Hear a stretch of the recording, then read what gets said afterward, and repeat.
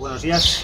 Queríamos también resumir todas las reivindicaciones que hemos estado haciendo durante estos días, que básicamente se reducen a lo siguiente, y es que las personas con diversidad funcional también forman parte de la sociedad.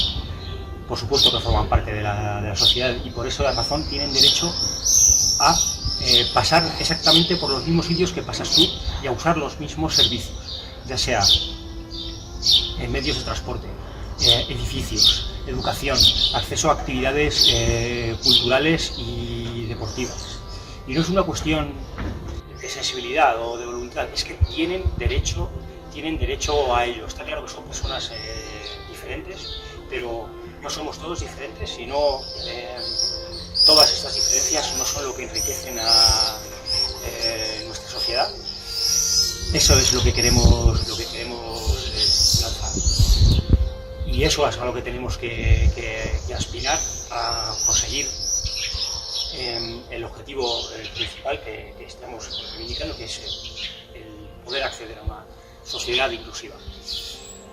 Todos somos Morea Orri.